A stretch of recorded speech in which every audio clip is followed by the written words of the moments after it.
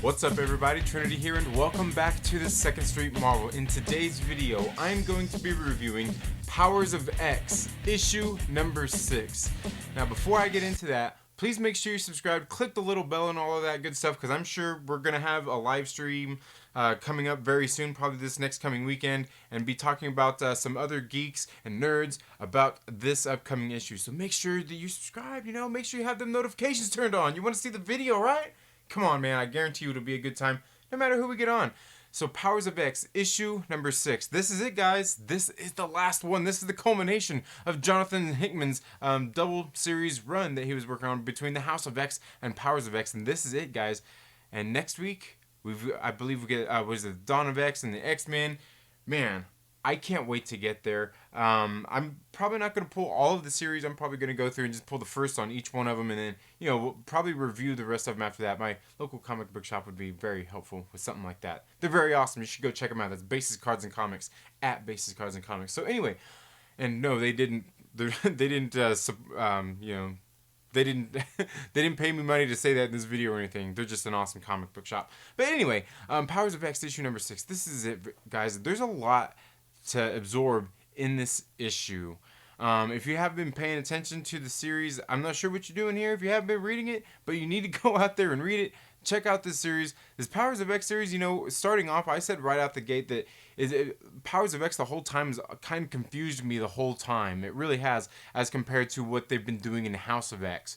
And now that we're here at the end, I guess my prediction was right, where this book right here is where like the past and present and the future, just all of them kind of intersect and meet right here in this book. And we kind of see a lot of that. And it starts right out the gate. Okay, I'm going to tell you guys, the first 7 pages, I've had a lot of criticisms, a couple of criticisms of these books. The first 7 pages of this book, we've read before, probably like twice. Okay, it starts off with Moira there, where she's going, okay, maybe this page is different. Okay, 6 pages. We haven't seen that one before.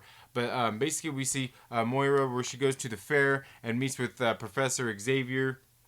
All the stuff is the same. I went back to was the House of X issue number 2. I think it was the House of X.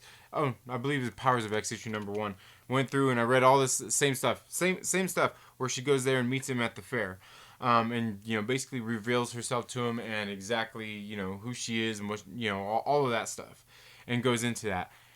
And so we've read that before, and then a lot of these things, they kind of I don't know, I guess they're kind of beating it into our heads for a reason, and for a good reason as well, because the Powers of X, these series, I've told you, they've been throwing them in there they're almost confusing after every time I read them, and then go and read a House of X issue. But I've got to tell you, it all started to make sense. For some reason, my brain was absorbing it all, and it all started to make sense. So anyway, the next place we open up here is on the Preserve, and we've been here as well, and that was also in Powers of X issue number 1. And basically, what we find there is we've got the librarian guy who is there, walking through the Preserve, just checking things out. They got like mutants and stuff there. He's they try to attack him. He tells them to calm down, like they don't even stand a chance, just for them to go and eat. And as he's standing there enjoying nature, we see that like Moira and Logan end up approaching him, Wolverine. And so, basically he knows they're there. It kind of was really no surprise. He sensed that they were there, and he kind of starts having a conversation with them about what he plans on doing with them, because he's got them on this preserve, and they don't seem like really surprised, but they're kind of taken aback at what exactly is going on and what he's telling them, because at this point the Phalanx are getting ready to absorb the human, basically the world, the universe, and the Phalanx are coming to absorb them the very next day. And he's like, look, I know you guys have been here this whole time. I know who you guys are. I know what you're doing, and I have plans for you guys. And there's two outcomes here ultimately. And your choice, he doesn't really tell them in manners of choices, but the way he's talking is kind of like Professor Xavier was talking in House of X issue number 6, real matter-of-factly, telling him like, look, tomorrow the Phalanx are going to be here and they're going to absorb us all, and you Moira, like, depending on what I decide to do with you, you're going to either join me and join the rest of us into Ascension as we become part of this, like, kind of this mecha sentient being. You're basically going to be amongst the gods and become part of them, and you yourself will be no more, but you will exist forever. Or the other thing is I send you off planet, which I have plans of. We've got a transport coming. You're gonna take you out of here, and we'll see how that turns out. Because at this point, like if you die, you can go back and relive your life and stop everything that I've done here. But you can see right now the reason I've let you come here basically is so you can see that this is where we go. This is it. This is the end game. Haha, see that? And he doesn't say that in the book, no. But that's pretty much what he says. And while he's sitting there, Logan obviously gets pretty tired of it and just executes him right there. Bam! Kills him. Woo! That was nice seeing, man. Yeah,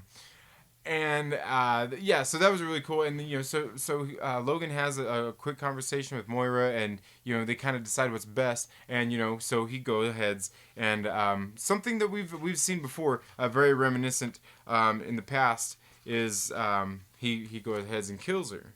But one of the things, and that's one of the things I wanted to talk about here was, as they were talking about this, like it being her sixth life. What part of what's going on here, what the librarian was telling Moira was something I was actually talking about a while back. And that's with this thing, and they kind of go into a little bit of talk here about these guys, where there's Homo superior, which is the mutants. There's Homo sapiens, and then there's these Homo novissima, which are basically they're post-humanity, which is basically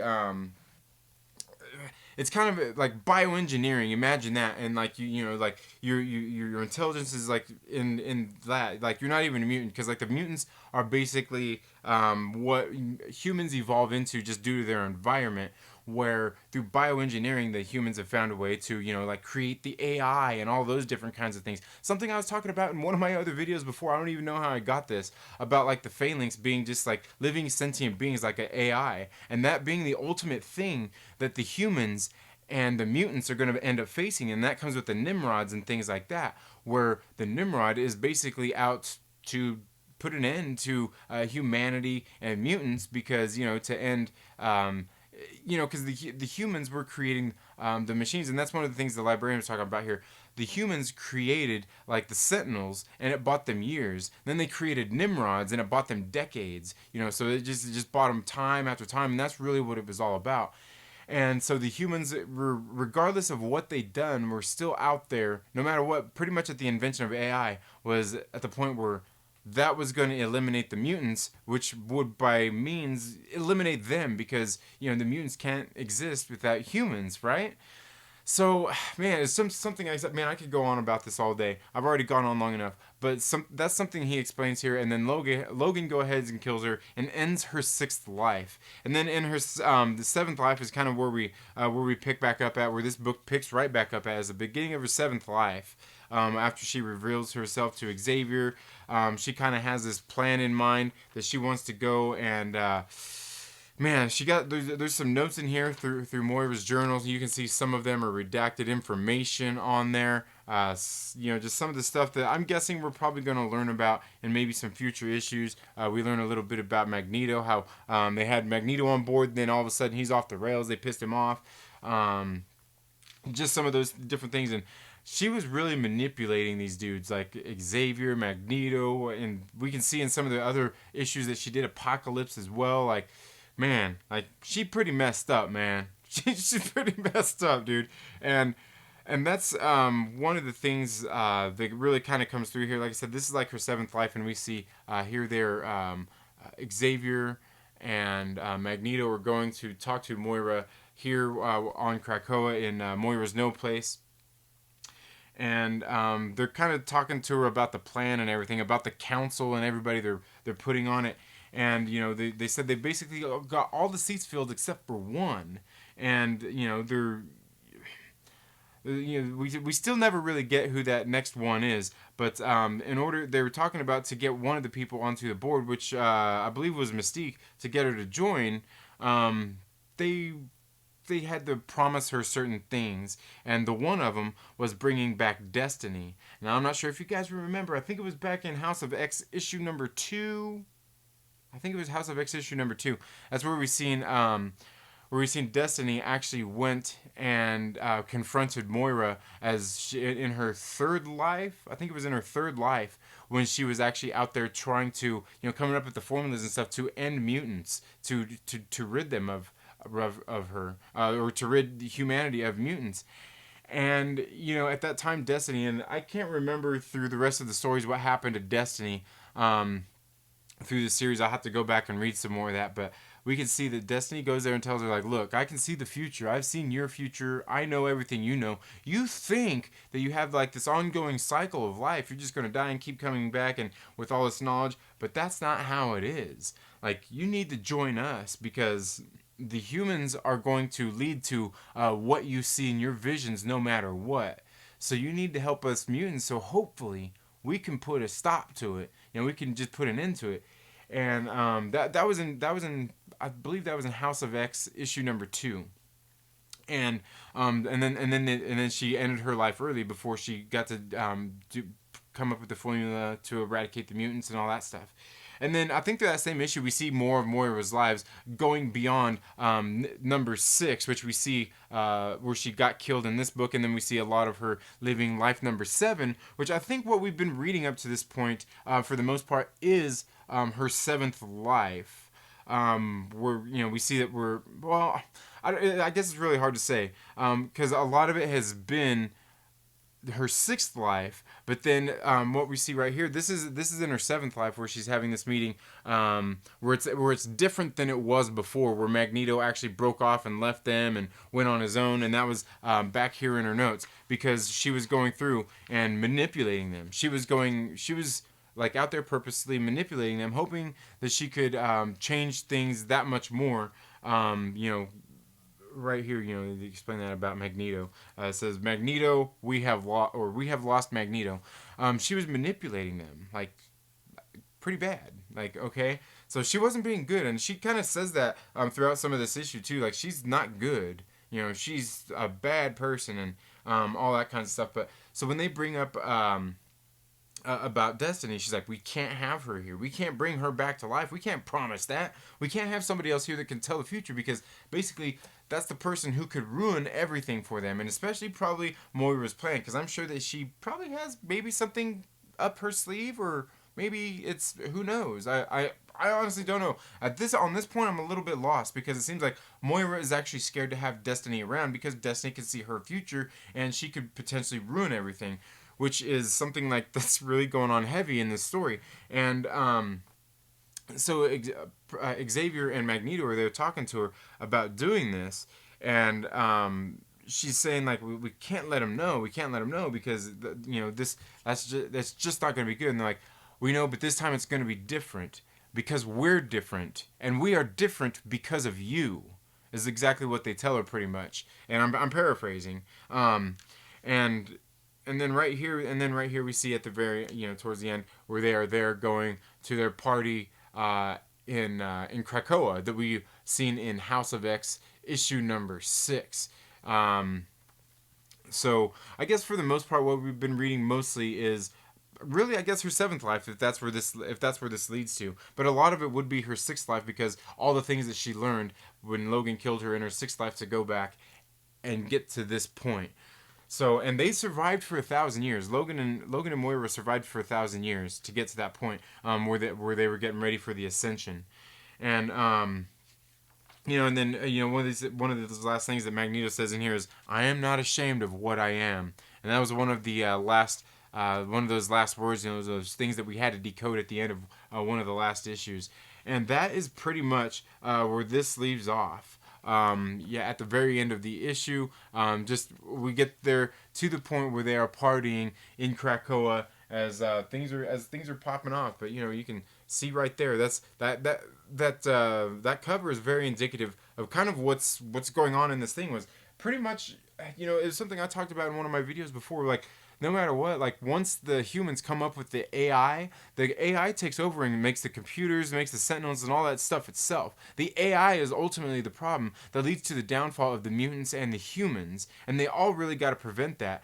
while at the same time these post-humans were actually going out there to try to make it happen. They wanted to ascend. They wanted to join, be on that godlike, level, and become with that. So, which ultimately puts an end to humans and mutants. But at this point, they pretty much were already gone with anyway, even though they had their preserve there on the planet. And that's, we seen that in Powers of X. I believe that was issue number one, where we saw the preserve before.